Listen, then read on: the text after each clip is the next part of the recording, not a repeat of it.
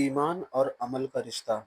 رسول اللہ صلی اللہ علیہ وسلم نے فرمایا، ایمان کے 70 سے زیادہ حصے ہیں۔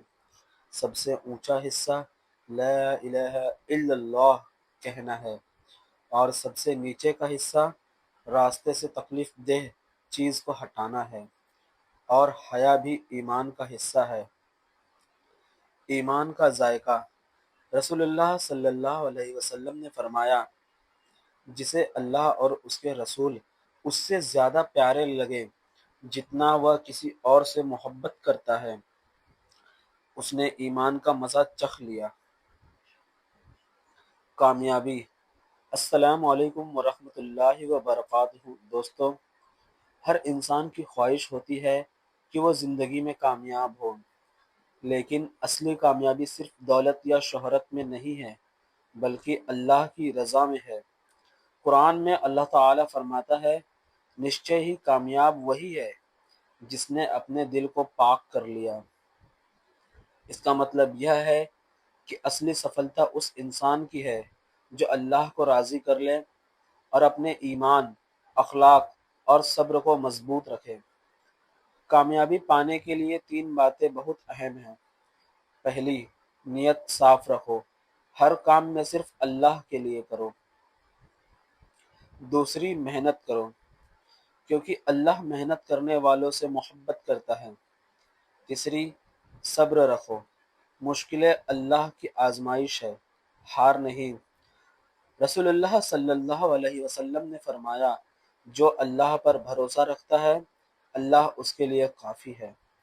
تو میرے پیارے بھائیوں اور بہنوں، اگر تم اپنی محنت ایمانداری سے کرو، اللہ پر بھروسہ رکھو اور دل میں نیک نیت رکھو، تو کامیابی تمہارے قدم چومے گی، دنیا میں بھی اور آخرت میں بھی، انشاءاللہ۔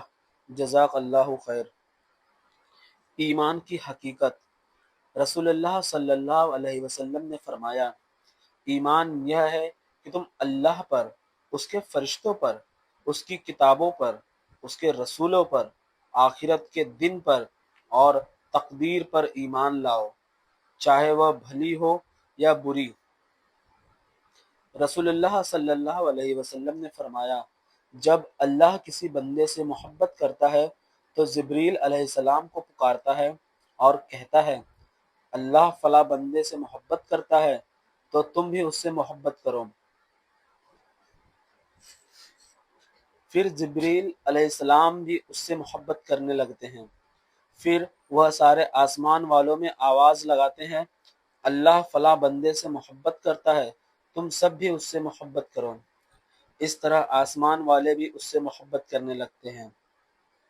پھر زمین والوں کے دل میں بھی قبولیت اور محبت ڈال دی جاتی ہے۔ مسلمان پیڑ کون سا ہے؟ رسول اللہ صلی اللہ علیہ وسلم نے فرمایا، ایک ایسا پیڑ ہے جس پر کبھی بھی پتے نہیں جھڑتے۔ مسلمان کو اس پیڑ سے اپما دی جا سکتی ہے، بتاؤ وہ کون سا پیڑ ہے؟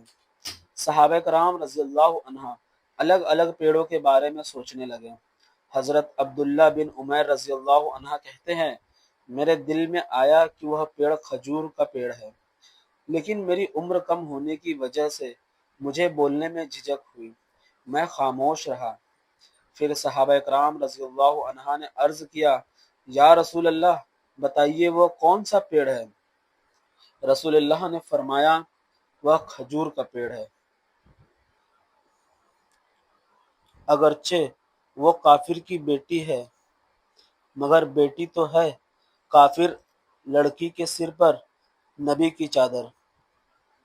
جب مکہ کا قابض بن کر حضرت محمد صلی اللہ علیہ وسلم مکہ میں داخل ہوئے، اس وقت ایک کافر لڑکی بھاگی بھاگی آئی اور کہنے لگی، یا رسول اللہ، میرے ابا مارے گئے ہیں، میرے لیے اب کون سہارا ہے؟ یہ سن کر آپ نے اپنی چادر مبارک اس کے سر پر ڈال دی، ساتھ ہی آپ نے فرمایا، جو کوئی اس لڑکی کو دکھ پہنچائے گا وہ مجھ محمد کو دکھ دے گا۔ یہ سن کر وہاں موجود سبھی صحابہ کی آنکھوں میں آنسو آ گئے، کیونکہ وہ لڑکی حضرت حمزہ رضی اللہ عنہ کو شہید کرنے والے وحشی کی بیٹی تھی، وہی وحشی جس نے اسلام سویکار کرنے سے پہلے حضرت حمزہ رضی اللہ عنہ کو شہید کیا تھا۔ لیکن ہمارے نبی نے یہ نہیں دیکھا کہ وہ کس کی بیٹی ہے، بلکہ یہ دیکھا کہ وہ ایک بیٹی ہے۔ صبر۔ السلام علیکم ورحمۃ اللہ وبرکاتہ۔ زندگی میں ہر انسان کو کبھی نہ کبھی تکلیف، مشکل یا غم کا سامنا کرنا پڑتا ہے، لیکن یاد رکھیے صبر کرنا ایمان کا بہت بڑا حصہ ہے۔ قرآن میں اللہ تعالیٰ فرماتا ہے، نشچت روپ سے اللہ صبر کرنے والوں کے ساتھ ہے۔ اس کا مطلب یہ ہے کہ جب ہم مشکل میں صبر کرتے ہیں تو اللہ خود ہمارے ساتھ ہوتا ہے۔ صبر کرنے والا کبھی اکیلا نہیں ہوتا، اس کے ساتھ اللہ کی مدد، رحمت اور برکت ہوتی ہے۔ رسول اللہ نے فرمایا، جو صبر کرتا ہے اللہ اسے صبر کی طاقت دیتا ہے، اور اس سے بہتر اور وسیع نعمت کسی کو نہیں دی گئی ہے۔ جب زندگی میں پریشانی آئے تو گھبرانا نہیں، رونا نہیں، بلکہ اللہ سے دعا کرو اور صبر کرو، کیونکہ ہر مشکل کے بعد آسانی ہے۔ فَإِنَّ مَعَ الْعُسْرِ يُسْرًا، بے شک مشکل کے ساتھ وسلم کی بات چیت۔ آپ صلی اللہ علیہ وسلم ضرورت سے زیادہ نہیں بولتے تھے اور بنا ضرورت کے باتیں نہیں کرتے تھے۔ آپ کی ساری بات چیت بہت سوچ سمجھ کر اور نپی تلی ہوتی تھی۔ آپ جب بات کرتے تو ہر لفظ جامع ہوتا تھا، جس کا مطلب یہ ہے کہ کم شبدوں میں بہت گہرا اور ویاپک ارتھ ہوتا تھا۔ آپ کا کلام بالکل اسپشٹ اور ایک دوسرے سے الگ پہچان والا ہوتا تھا، نہ اس میں کوئی کمی ہوتی تھی نہ زیادتی۔ آپ نہ تو کٹھور سوبھاؤ والے تھے اور نہ ہی بیتوکی باتیں کرتے تھے۔ آپ ہمیشہ نرمی اور سلیقے سے بات فرماتے تھے۔ حضرت محمد صلی اللہ علیہ وسلم کی سنت کے چمتکار: رات کو سوتے سمے دیا بجھانا۔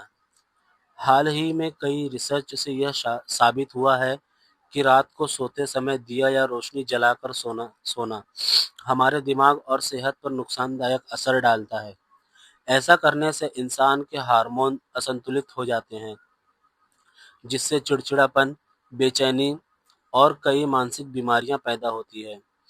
اس لیے اب ویگیانک صلاح دیتے ہیں کہ سونے سے پہلے کمرے کی بتیاں بجھا دی جائے تاکہ نیند بہتر آئے اور دماغ آرام پائے۔